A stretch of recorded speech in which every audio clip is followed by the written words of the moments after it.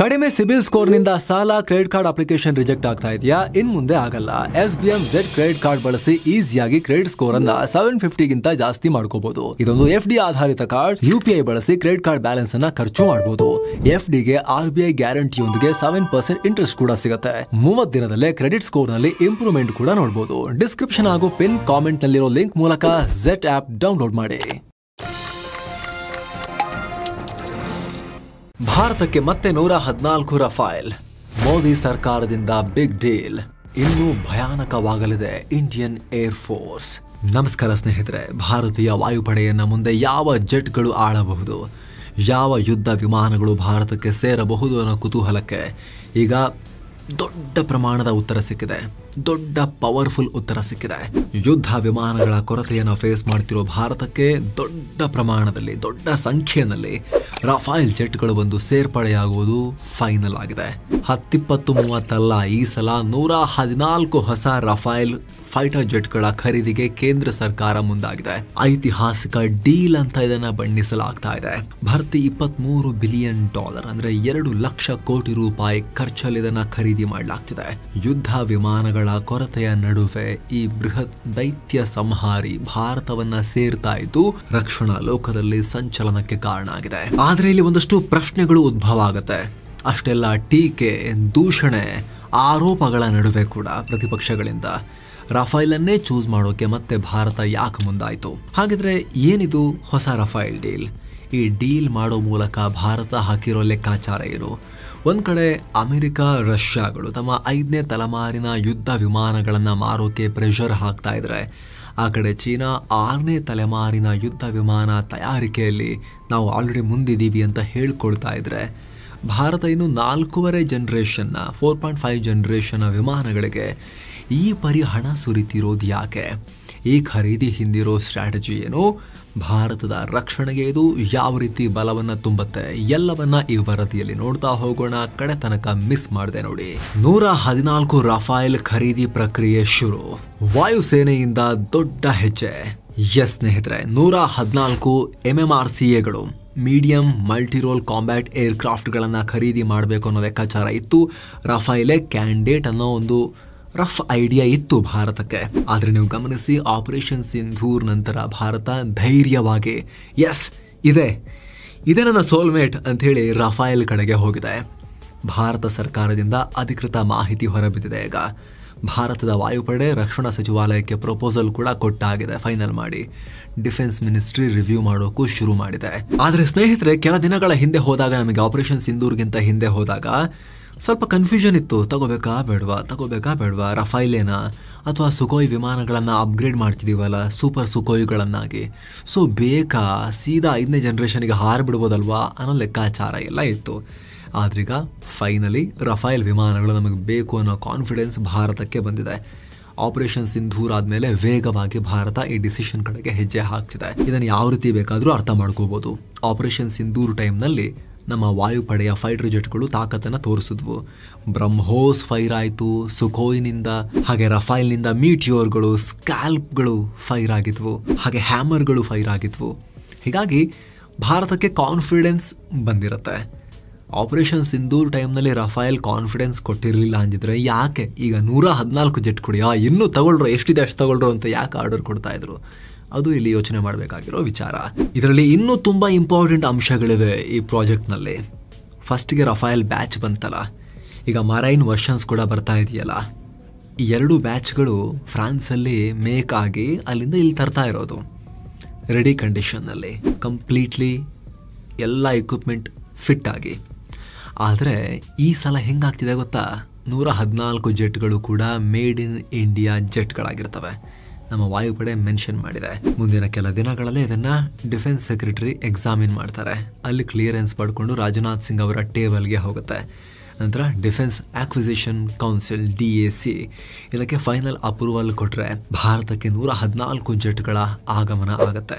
ಕೂಡಲೇ ಆಗಲ್ಲ, ಟೈಮ್ ತಗೊಳುತ್ತೆ, ನೋಡೋಣ ಅದ್ರ ಬಗ್ಗೆ ಆಮೇಲೆ. ಬಟ್ ಪ್ರಾಸೆಸ್ ಶುರುವಾಗುತ್ತೆ. ಆದ್ರೆ ಇಲ್ಲಿ ಫೈನಲ್ ಅಪ್ರೂವಲ್ ಕೊಟ್ರೆ ಅನ್ನೋದಕ್ಕಿಂತ ಹೆಚ್ಚಾಗಿ ಕೊಡ್ತಾರೆ ಅಂತಾನೆ ಹೇಳಬೇಕು. ಯಾಕಂದ್ರೆ ವಾಯುಪಡೆ ರೀತಿ ಫಾರ್ಮಲ್ ಆಗಿ ಪ್ರಸ್ತಾವನೆ ಸಲ್ಲಿಸುತ್ತೆ. ಇಷ್ಟೆಲ್ಲ ಚರ್ಚೆ ಆದಮೇಲೆ ಅಂದ್ರೆ ಒಂದು ಕ್ಲಾರಿಟಿಗೆ ಬಂದಿರ್ತಾರೆ ಅಂತ ಅರ್ಥ. ಜೊತೆಗೆ ವಾಯುಪಡೆ ಪ್ರಸ್ತಾವನೆ ಕಳಿಸಿದ್ರೆ ಅದನ್ನ ವಾಪಸ್ ಕಳಿಸೋದು ತುಂಬಾ ವಿರಳ ಈ ಸ್ಟೇಜಿಗೆ ಹೋದ್ಮೇಲೆ. ಹೀಗಾಗಿ ಭಾರತಕ್ಕೆ ಹೊಸ ರಫೇಲ್ ಜೆಟ್ಗಳ ದೊಡ್ಡ ಸೇನೆನೇ ಗುಂಪಾಗಿ ಬರುತ್ತೆ ಅನ್ನೋದು ಈಗ ಕನ್ಫರ್ಮ್ ಆಗ್ತಾ ಇದೆ. ಅದು ಸೇನೆ ಕೈ ಸೇರಿದ್ರೆ ಭಾರತದ ಬತ್ತಳಿಕೆಗೆ ಒಟ್ಟು 176 ರಫೇಲ್ಗಳು ಬಂದಂಗಾಗುತ್ತೆ. ಯಾಕಂದ್ರೆ ಈಗ ಆಲ್ರೆಡಿ ಭಾರತೀಯ ವಾಯುಪಡೆ 36 ರಫೇಲ್ ವಿಮಾನಗಳನ್ನ ಖರೀದಿ ಮಾಡಿತ್ತು. ಆಪರೇಷನ್ ಸಿಂಧೂರ್ ಟೈಮ್ನಲ್ಲೂ ಯೂಸ್ ಮಾಡಿದೆ.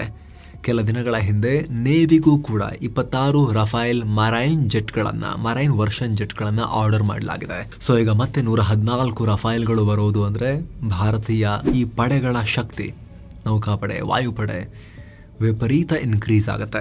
ಹೀಗಾಗಿನೇ ರಕ್ಷಣಾ ಕ್ಷೇತ್ರದಲ್ಲಿ ಇದನ್ನ ಐತಿಹಾಸಿಕ ಡೀಲ್ ಅಂತ ಬಣ್ಣಿಸಲಾಗ್ತಾ ಇದೆ. ಹಾಗಿದ್ರೆ ರಫೇಲೇ ಯಾಕೆ? ಸ್ನೇಹಿತರೆ, ಮುಖ್ಯವಾಗಿ ಬಹುಶಃ ಆಪರೇಷನ್ ಸಿಂಧೂರ್ ಟೈಮ್ ನಲ್ಲಿ ನಮ್ಮ ಸೇನೆಗೆ ಇದು ಕಾನ್ಫಿಡೆನ್ಸ್ ಕೊಟ್ಟಿರುತ್ತೆ.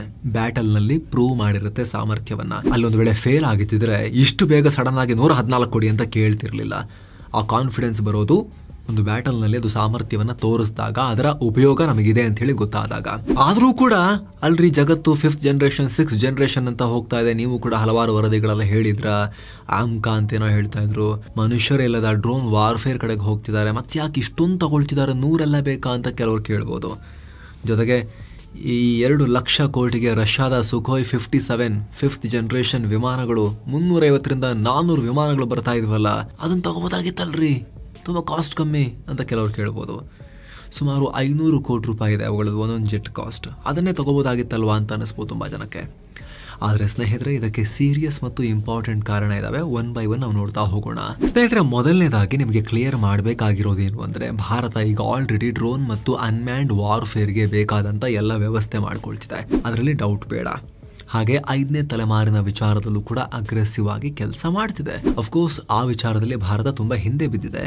ತಕ್ಷಣಕ್ಕೆ 5ನೇ ತಲೆಮಾರಿನ ವಿಮಾನ ಪಡೆಯೋದು ಕಷ್ಟ, ಅದು ನಮ್ಮ ವೀಕ್ನೆಸ್ ಒಪ್ಕೊಳ್ಳೋಣ. ಆದ್ರೆ ಭಾರತಕ್ಕೆ ಈಗ 5ನೇ ತಲೆಮಾರಿಗಿಂತ ತುರ್ತಾಗಿ 4ನೇ ತಲೆಮಾರಿನ ವಿಮಾನಗಳು ಬೇಕು, ತಲೆಮಾಸಿದ ಪಾಕಿಸ್ತಾನದೊಂದಿಗೆ ಫೈಟ್ ಮಾಡೋಕೆ. ಈಗಿನ ಸಂದರ್ಭಕ್ಕೆ ತಕ್ಕಂತೆ, ಈಗಿನ ಎಲೆಕ್ಟ್ರಾನಿಕ್ ವಾರ್ಫೇರ್ಗೆ ತಕ್ಕಂತೆ ನಮ್ಮಲ್ಲಿ ಹೆಚ್ಚು ಯುದ್ಧ ವಿಮಾನಗಳಿಲ್ಲ. ಇಲ್ಲಿ ಸುಖೋಯ್ ವಿಮಾನಗಳನ್ನ ಹೆಚ್ಚು ಕಮ್ಮಿ 5ನೇ ತಲೆಮಾರಿನ ರೀತಿಯಲ್ಲೇ ಅಪ್ಗ್ರೇಡ್ ಮಾಡೋಕೆ ಪ್ರಯತ್ನ ನಡೆಸಲಾಗ್ತಿದೆ. ಅದಕ್ಕೂ beyond visual range BVR missile ಗಳನ್ನ ಅಳವಡಿಸಲಾಗ್ತಾ ಇದೆ. ಆದ್ರೆ ಅವುಗಳಲ್ಲಿ ಒಂದಷ್ಟು ದೌರ್ಬಲ್ಯ ಕೂಡ ಇದೆ. ಸಿಕ್ಕಾಪಟ್ಟೆ ಹೆವಿ ವೇಟ್ ಜೆಟ್ಗಳು ಅಕ್ಕಪಕ್ಕದಲ್ಲಿ ಸಹಾಯಕ್ಕಿದ್ರೆ ಚೆನ್ನಾಗಿ ಫೈಟ್ ಮಾಡ್ತವೆ. ಜೊತೆಗೆ ಬ್ರಹ್ಮೋಸ್ ಮಿಸೈಲ್ ಫೈರ್ ಮಾಡೋ ತಾಕತ್ತಿರೋ, ಯಾಕಂದ್ರೆ ಹೆವಿ ವೇಟ್ ಮಿಸೈಲ್ ಅದು, ಅದನ್ನ ಫೈರ್ ಮಾಡೋ ತಾಕತ್ತಿರೋ ಏಕೈಕ ಜೆಟ್ ಇದು ಸದ್ಯಕ್ಕೆ. ಎಸ್, ನೆಕ್ಸ್ಟ್ ಬರ್ತಾ ಇದೆ ಹಗುರದ ಬ್ರಹ್ಮೋಸ್ ಕೂಡ ಬರ್ತಾ ಇದೆ, ಬೇರೆ ಜೆಟ್ಗಳಲ್ಲೂ ಕೂಡ ಕೂರಿಸೋ ತರದ್ದು. ಸದ್ಯಕ್ಕೆ ಬ್ರಹ್ಮೋಸ್ ಅನ್ನ ಫೈರ್ ಮಾಡೋ ನಮ್ಮ ಹತ್ರ ಏರ್ಕ್ರಾಫ್ಟ್ ಇರೋದು ಸುಖೋಯ್ನೆ. ಆದ್ರೆ ಒಂದು ಸಲ ಶತ್ರು ಏರ್ಕ್ರಾಫ್ಟ್ ಇದನ್ನ ಮುಂಚೆನೆ ಪತ್ತೆ ಹಚ್ಚಿ ಹೈಪರ್ಸಾನಿಕ್ ಮಿಸೈಲ್ ಬಿಟ್ರು ಅಂದ್ರೆ ಏರ್ ಟು ಏರ್ ಮಿಸೈಲ್ ನ, ಅದನ್ನ ತಪ್ಪಿಸ್ಕೊಳ್ಳೋಕೆ ಸುಖೋಯ್ ಸ್ವಲ್ಪ ಒದ್ದಾಡುತ್ತೆ. ಸೊ ಅಂತ ಸುಖೋಯ್ಗಳನ್ನ ಕಾಪಾಡಬೇಕು ಅಂದ್ರೆ ಅವುಗಳ ಅಕ್ಕಪಕ್ಕದಲ್ಲಿ ಬಲಿಷ್ಠ ಯುದ್ಧ ವಿಮಾನಗಳು ಬೇಕು. ಜೊತೆಗೆ ಸುಖೋಯ್ಗಳ ರೀತಿಯಲ್ಲಿ ಡೀಪ್ ಸ್ಟ್ರೈಕ್ ಮಾಡೋ ತರ ಶಕ್ತಿನೂ ಇರಬೇಕು, ಮಲ್ಟಿ ರೋಲ್ ಕೇಪಬಿಲಿಟಿ. ಹೀಗಾಗಿ ಭಾರತ ರಫೇಲ್ ವಿಮಾನಗಳನ್ನ ಚೂಸ್ ಮಾಡ್ತಿದೆ. ಇಲ್ಲಿ ಕೆಲವರು ಡ್ರೋನ್ಗಳೇ ಸಾಕಾಗತ್ತಲ್ಲ, ವಿಮಾನಗಳು ಯಾಕೆ ಬೇಕು ಅಂತಾನು ಕೇಳಬಹುದು. ಸ್ನೇಹಿತರೆ, ಕಾಂಪ್ಲೆಕ್ಸ್ಗೆ ಕಾಂಪ್ಲೆಕ್ಸ್, ಏರ್ ಬೇಸ್ಗೆ ಏರ್ ಬೇಸ್, ಹ್ಯಾಂಗರ್ಗೆ ಹ್ಯಾಂಗರ್, ಇವು ಕಂಪ್ಲೀಟ್ ನಾಶ ಆಗಬೇಕು ಅಂದ್ರೆ, ಶತ್ರುಗಳು ಸರಿ ಮಾಡೋಕ್ಕಾಗದ ರೀತಿಯಲ್ಲಿ ವಿನಾಶ ಸೃಷ್ಟಿ ಮಾಡಬೇಕು ಅಂದ್ರೆ ಅದಕ್ಕೆ ಫೈಟರ್ ಪೈಲಟ್ಗಳು ಮತ್ತು ಜೆಟ್ಗಳು ಬೇಕಾಗ್ತವೆ. ವಿಚಾರ ಏನು ಅಂದ್ರೆ, ಈ ಹೊಸ ರಫೇಲ್ ಖರೀದಿಗೂ ಕೂಡ ಆಪರೇಷನ್ ಸಿಂಧೂರ್ ಕಾರಣ. ಪಾಕಿಸ್ತಾನದ ವಿರುದ್ಧ ರಫೇಲ್ ಅದ್ಭುತವಾಗಿ ಕಾದಾಡಿದೆ. ಪಾಕ್ ಜೆಟ್ ಗಳನ್ನ ಜಾಮ್ ಮಾಡುವಲ್ಲಿ, ಅವರಿಗೆ ಸರ್ಪ್ರೈಸ್ ಶಾಕ್ ಕೊಡುವಲ್ಲಿ ದೊಡ್ಡ ಪಾತ್ರ ನಿಭಾಯಿಸಿದೆ. ಇದರಲ್ಲಿರೋ ಸ್ಪೆಕ್ಟ್ರಾ ಎಲೆಕ್ಟ್ರಾನಿಕ್ ವಾರ್ಫೇರ್ ಸೂಟ್ ಚೀನಾದ PL-15 ಮಿಸೈಲ್ ಅನ್ನ ಕೆಲಸಕ್ಕೆ ಬಾರದ ಹಾಗೆ ಗದ್ದೆಯಲ್ಲಿ ಬಂದು ಮಲಗೋ ರೀತಿ ಮಾಡಿತ್ತು. ಹೀಗಾಗಿ ಭಾರತೀಯ ವಾಯುಪಡೆ ರಫೇಲ್ ಜೆಟ್ಗಳ ಪರ್ಫಾರ್ಮೆನ್ಸ್ಗೆ ಫುಲ್ ಕ್ಲೀನ್ ಬೋಲ್ಡ್ ಆಗಿ ನೀನೇ ಬೇಕು ಅಂತ ಕೇಳಿದೆ. ಹಾಗಂತ ಇದೊಂದೇ ಕಾರಣ ಅಲ್ಲ, ಈ ಖರೀದಿಯ ಹಿಂದೆ ಸಾಕಷ್ಟು ತಂತ್ರಗಳಿವೆ. ಮುಖ್ಯವಾಗಿ ಈ ಎಲ್ಲಾ ಜೆಟ್ಗಳು ಭಾರತದಲ್ಲೇ ತಯಾರಾಗಲಿದ್ದು 60% ಕಾಂಟೆಂಟ್ ಸ್ವದೇಶಿಯಾಗಿರುತ್ತೆ. ಇದೇ ಕಾರಣಕ್ಕೆ ಹೈದರಾಬಾದ್ ನಲ್ಲಿ ರಫೇಲ್ ಜೆಟ್ಗಳ ರಿಪೇರಿ ಮತ್ತು ಮೇಂಟೆನೆನ್ಸ್ ಘಟಕವನ್ನ, MRO ಫೆಸಿಲಿಟಿಯನ್ನ ಕೂಡ ದಸೋ ಕಂಪನಿ ಓಪನ್ ಮಾಡ್ತಾ ಇದೆ. ಫ್ರಾನ್ಸ್ ನ ಸ್ಯಾಫ್ರನ್ ಕಂಪನಿಯೊಂದಿಗೆ ಭಾರತ ಒಪ್ಪಂದ ಮಾಡ್ಕೊಳ್ಳೋ ಚಾನ್ಸಸ್ ಇದೆ. ಯಾಕಂದ್ರೆ ರಫೇಲ್ಗೆ ಇಂಜಿನ್ ಮಾಡ್ಕೊಡೋದು ಸ್ಯಾಫ್ರನ್. ಟಾಟಾ ಜೊತೆಗೂ ದಸೋ ಕಂಪನಿ ಮಾತುಕತೆ ಶುರು ಮಾಡ್ತಿದ್ದು, ಇಬ್ರು ಸೇರಿ ಈ ಜೆಟ್ ನಿರ್ಮಾಣ ಮಾಡೋ ಗುರಿಯನ್ನ ಹೊಂದಿದ್ದಾರೆ. ಸೊ ಹೊರ ದೇಶಗಳ ವಿಮಾನಗಳಿಗಿಂತ ಭಾರತದಲ್ಲೇ ತಯಾರಾಗುವ ವಿಮಾನಗಳು ಹೆಚ್ಚು ಶಕ್ತಿಶಾಲಿಯಾಗಿರಲಿದ್ದು ಭಾರತಕ್ಕೆ ಟೆಕ್ನಾಲಜಿಕಲ್ ಅಡ್ವಾಂಟೇಜ್ ಕೂಡ ಇರುತ್ತೆ. ಸ್ನೇಹಿತರೆ, ಪಾಕಿಸ್ತಾನ, ಕತರ್ನಂತ ರಾಷ್ಟ್ರಗಳಲ್ಲಿ ರಫೇಲ್ ವಿಮಾನಗಳ ಮಾಹಿತಿ ಕದಿಯೋಕೆ ಇವತ್ತಿಗೂ ಕಳ್ಳ ಪ್ರಯತ್ನ ನಡೆಸ್ತಾ ಇದೆ.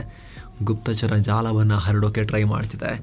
ಕೆಲ ಸಿಬ್ಬಂದಿಯನ್ನ ಬಿಟ್ಟು ರಫೇಲ್ ಮಾಹಿತಿಯನ್ನ ಕದಿಯೋಕೆ ನೋಡ್ತಾ ಇದೆ. ಸೊ ಹೀಗೆಲ್ಲ ಇರಬೇಕಾದ್ರೆ ಸಂಪೂರ್ಣವಾಗಿ ಫ್ರಾನ್ಸ್ ಮಾಡ್ಕೊಡೋದಕ್ಕಿಂತ ನಮ್ಮಲ್ಲೇ ಮಾಡ್ಕೊಂಡಾಗ ಇನ್ನು ಎಲ್ಲ ರೀತಿಯಲ್ಲೂ ಅಡ್ವಾಂಟೇಜ್ ಇರುತ್ತೆ. ಭಾರತಕ್ಕೆ ಬೇಕಾದ ಹಾಗೆ ಮಾಡಿಫೈ ಮಾಡ್ಕೋಬಹುದು, ಸಣ್ಣ ಪುಟ್ಟದ್ದು ಶತ್ರುವಿಗೆ ಗೊತ್ತಾಗದ ಹಾಗೆ ಎಕ್ಸ್ಟ್ರಾ ಉಪಕರಣಗಳನ್ನ ಸೇರಿಸಬಹುದು, ಟೆಕ್ನಾಲಜಿ ಅಳವಡಿಸಬಹುದು.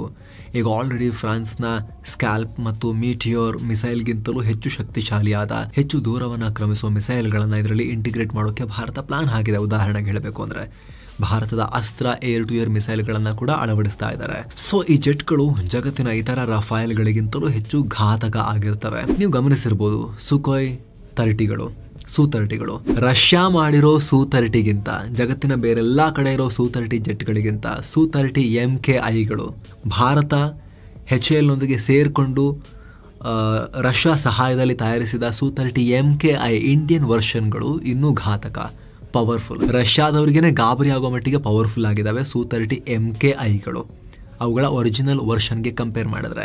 ಯಾಕಂದರೆ ನಮ್ಮ ಭಾರತದ ವಾಯುಪಡೆ ಅದು ಸೇರಿಸಿ ಇದು ಸೇರಿಸಿ ಇಲ್ಲಿ ಹಿಂಗೆ ಮಾಡಿಫೈ ಮಾಡಿ ಇಲ್ಲಿ ಇದನ್ನು ಹಾಕಿ ಅಂತ ಹೇಳಿ ಹೇಳಿ ಹೇಳಿ ಮಾಡಿಫೈ ಮಾಡಿ ಅವ್ರಿಗೆ ಬೇಕಾದಂಗೆ ಪಳಗಿಸ್ಕೊಂಡಿದ್ದಾರೆ ಸುಖೋಯ್ಗಳನ್ನು. ಸೊ ಅದೇ ರೀತಿ ರಫೇಲ್ ಜೆಟ್ಗಳು ಜಗತ್ತಿನಾದ್ಯಂತ ಇದ್ರೂ ಕೂಡ ಭಾರತದಲ್ಲಿ ತಯಾರಾದಾಗ ವಾಯುಪಡೆಯ ನಮ್ಮ ಅಧಿಕಾರಿಗಳು, ನಮ್ಮ ಸೈಂಟಿಸ್ಟ್ಗಳು, ನಮ್ಮ DRDO ಸೈಂಟಿಸ್ಟ್ಗಳು, HALನ ಒಂದಷ್ಟು ವಿಜ್ಞಾನಿಗಳು ಎಲ್ಲರೂ ಸೇರಿಕೊಂಡು ಇವುಗಳನ್ನು ಭಾರತಕ್ಕೆ ಬೇಕಾದ ಹಾಗೆ ಒರಿಜಿನಲ್ ವರ್ಷನ್ಗಿಂತ ಇನ್ನಷ್ಟು ಅದನ್ನು ಸುಧಾರಿಸೋಕೆ, ಅದು ಕೂಡ ಕಮ್ಮಿ ಖರ್ಚಲ್ಲಿ ಇನ್ನಷ್ಟು ಘಾತಕ ಮಾಡೋಕೆ ಪ್ರಯತ್ನ ಪಟ್ಟೆ ಪಡ್ತಾರೆ. ಜೊತೆಗೆ ತುರ್ತು ಸಂದರ್ಭದಲ್ಲಿ ಇವುಗಳ ಮೇಂಟೆನೆನ್ಸ್ ಮತ್ತು ಇವುಗಳ ಪ್ರೊಡಕ್ಷನ್ ಕೂಡ ಸ್ವಲ್ಪ ಈಸಿ ಆಗುತ್ತೆ ಫ್ರಾನ್ಸ್ ಮೇಲೆ ಅಥವಾ ಇನ್ನೊಂದು ಯಾವುದೋ ರಾಷ್ಟ್ರದ ಮೇಲೆ ಡಿಪೆಂಡ್ ಆಗೋಕ್ಕಿಂತ. ಯಾಕಂದರೆ ಫ್ರಾನ್ಸ್ನಲ್ಲಿ ದಸೋ ಕಂಪನಿಗೆ ಜಗತ್ತಿನಿಂದೆಲ್ಲ ಆರ್ಡರ್ ಬಂದಿರುತ್ತೆ. ಆದರೆ ನಮ್ಮಲ್ಲೇ ಮ್ಯಾನುಫ್ಯಾಕ್ಚರ್ ಆಗುತ್ತಂದ್ರೆ ಮೊದಲ ಮಹತ್ವ ನಮ್ಮ ವಾಯುಪಡೆಯ ಡಿಮಾಂಡನ್ನು ಫುಲ್ಫಿಲ್ ಮಾಡೋದ್ರ ಮೇಲಿರುತ್ತೆ. ಎಷ್ಟು ಬೇಕಷ್ಟು ಉತ್ಪಾದನೆ ಮಾಡ್ಕೋಬಹುದು. ಭಾರತದಲ್ಲಿ ಏರೋಸ್ಪೇಸ್ ಎಕೋಸಿಸ್ಟಮ್ಗೂ ಬೂಸ್ಟ್ ಸಿಗುತ್ತೆ, ಡೊಮೆಸ್ಟಿಕ್ ಪ್ರೊಡಕ್ಷನ್ ಕೆಪಾಸಿಟಿಗೂ ಕೂಡ ಬಲ ಬರುತ್ತೆ. ಮುಂದೆ ನಮ್ಮದೇ ವಿಮಾನಗಳನ್ನ ರಾಶಿ ರಾಶಿ ತಯಾರಿಸೋಕು, ಬೇರೆ ದೇಶಗಳಿಗೆ ಮಾರೋಕು ಇದು ಹೆಲ್ಪ್ ಆಗುತ್ತೆ. ಹಾಗೆ ಪ್ರತ್ಯಕ್ಷವಾಗಿ ಮತ್ತು ಪರೋಕ್ಷವಾಗಿ ಲಕ್ಷಾಂತರ ಸಂಖ್ಯೆಯಲ್ಲಿ ಜಾಬ್ ಕ್ರಿಯೇಟ್ ಆಗುತ್ತೆ. ಏರೋಸ್ಪೇಸ್ ಮತ್ತು ಡಿಫೆನ್ಸ್ ಸೆಕ್ಟರ್ಗೆ ಶಕ್ತಿ ಬರುತ್ತೆ, ನಮಗೆ ಟೆಕ್ನಾಲಜಿ ಟ್ರಾನ್ಸ್ಫರ್ ಆಗುತ್ತೆ. ಹಾಗೆ ಅಮೆರಿಕ ಮತ್ತು ರಷ್ಯಾಗೆ ಒಂದು ಮೆಸೇಜ್ ಪಾಸ್ ಆಗುತ್ತೆ. ಫ್ರಾನ್ಸ್ ಜೊತೆ ಡೀಲ್ ಮಾಡ್ಕೊಳ್ಳೋ ಮೂಲಕ ನಮಗೆ ಟೆಕ್ನಾಲಜಿ ಕೊಡೋರು, ರಕ್ಷಣಾ ವಿಚಾರದಲ್ಲಿ ಪಾಲುದಾರಿಕೆಗೆ ರೆಡಿ ಇರೋರು ಇನ್ನೂ ಸುಮಾರು ಜನ ಇದ್ದಾರೆ. ಫ್ರಾನ್ಸ್ ಕೂಡ ಒಂದು ಸ್ಟ್ರಾಂಗ್ ಡಿಫೆನ್ಸ್ ಕಂಟ್ರಿ ಅದು. ಸೊ ನಮ್ಮೊಟ್ಟಿಗೆ ಫ್ರಾನ್ಸ್ ಇದೆ ಅನ್ನೋ ಮೆಸೇಜ್ ಕೂಡ ಪಾಸ್ ಆಗುತ್ತೆ.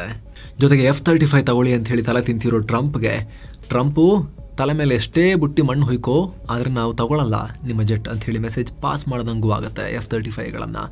ಭವಿಷ್ಯದಲ್ಲಿ ಫ್ರಾನ್ಸ್ ಮತ್ತು ಭಾರತ ಅನ್ನೋ ಎರಡು ಬೃಹತ್ ಶಕ್ತಿಗಳ ಪಾರ್ಟ್ನರ್ಶಿಪ್ ಇನ್ನಷ್ಟು ಡೀಪ್ ಆಗುತ್ತೆ. ಇದರಿಂದ ಎಲ್ಲಕ್ಕಿಂತ ಮುಖ್ಯವಾಗಿ ನಮ್ಮ ವಾಯುಪಡೆಗೆ ಶಕ್ತಿ ಜಾಸ್ತಿ ಆಗುತ್ತೆ. ರಫೇಲ್ನ ಶಕ್ತಿ ಬಗ್ಗೆ ಯಾರಿಗೂ ಡೌಟ್ ಇಲ್ಲ, ಅದು ಅಮೆರಿಕ ಮತ್ತು ರಷ್ಯಾದ ಜೆಟ್ಗಳಿಗೆ ಪರ್ಯಾಯವಾಗಿ ಎಮರ್ಜ್ ಆಗ್ತಾ ಇದೆ. ಈಗ ಆಲ್ರೆಡಿ ಲಿಬಿಯಾ, ಅಫ್ಘಾನಿಸ್ತಾನ್, ಮಾಲಿ, ಇರಾಕ್, ಸಿರಿಯಾ, ಕೊನೆಗೆ ಪಾಕಿಸ್ತಾನದಲ್ಲೂ ರಫೇಲ್ ಈಗ ಪ್ರೂವ್ ಆಗಿದೆ. ಆಪರೇಷನ್ ಸಿಂಧೂರ್ ವೇಳೆ ಡಬಲ್ ಎಂಜಿನ್ ಹೊಂದಿರೋ ಈ ದೈತ್ಯ ಸಂಹಾರಿ ಯುದ್ಧ ರಂಗದಲ್ಲಿ ಏರ್ ಸುಪ್ರಿಮಸಿ ಸಾಧಿಸೋಕೆ ಹೆಲ್ಪ್ ಮಾಡುತ್ತೆ. ಜಸ್ಟ್ 15,000 kg ತೂಕ ಇದು, ಗಂಟೆಗೆ 1912 ಕಿಲೋಮೀಟರ್ ವೇಗದಲ್ಲಿ ನುಗ್ಗುತ್ತೆ. ಒಂದು ಸಲ ತೈಲ ತುಂಬಿದ್ರೆ ಇಡೀ ಪಾಕಿಸ್ತಾನವನ್ನು ಒಂದು ರೌಂಡ್ ರೂಮ್ ಅಂತ ಹೊಡ್ಕೊಂಡು ಬರುತ್ತೆ. ಯಾಕಂದರೆ 1850 ಕಿಲೋಮೀಟರ್ ರೇಂಜ್ ಇದೆ. ಹಾಗೆ 51,952 ಅಡಿ ಎತ್ತರ ತನಕ ಹಾರುತ್ತೆ. Air to air, air to surface, anti ship ಹೀಗೆ ಎಂತಹದ್ದೇ ಕಾರ್ಯಾಚರಣೆಯನ್ನು ರಫೇಲ್ ಮಾಡೋ ರೀತಿ ಡಿಸೈನ್ ಮಾಡಲಾಗಿದೆ. ಇದರಲ್ಲಿ ನ್ಯೂಕ್ಲಿಯರ್ ಮಿಸೈಲ್ಗಳನ್ನು ಕ್ಯಾರಿ ಮಾಡೋ ಥರವೂ ಡಿಸೈನ್ ಮಾಡಿದ್ದಾರೆ. ಹೀಗಾಗಿ ರಫೇಲ್ ಮೇಲೆ ಹಾರ್ತು ಅಂದರೆ ಅದು ವೈರಿಗಳ ಪಾಲಿಗೆ ಯಮ ಆಗಬಹುದು. ಹೀಗಾಗಿ ಎಷ್ಟೇ ಆರೋಪ ಪ್ರೊಪಗ್ಯಾಂಡಾ ಮಾಡಿದ್ರೂ ಕೂಡ ಇಂಡೋನೇಷ್ಯಾ, ಕತರ್ನಂಥ ದೇಶಗಳೇ ಇದನ್ನು ಖರೀದಿ ಮಾಡಿವೆ. ಗ್ರೀಸ್, ಈಜಿಪ್ಟ್ಗಳು ಕೂಡ ಇವುಗಳನ್ನು ಸೇನೆಗೆ ಸೇರಿಸ್ಕೊಂಡಿವೆ. ಫ್ರಾನ್ಸ್ ಇವತ್ತಿಗೂ ಮೇನ್ ಜೆಟ್ ಆಗಿ ಇದನ್ನು ಬಳಸ್ತಾ ಇದೆ. ಎಲ್ಲ ಕಾರಣಗಳಿಂದಾಗಿನೇ ಈ ಡೀಲನ್ನು mother of all defence deals, ಐತಿಹಾಸಿಕ ಡಿಫೆನ್ಸ್ ಡೀಲ್ ಅಂತ ಪರಿಗಣಿಸಲಾಗ್ತಿರೋದು.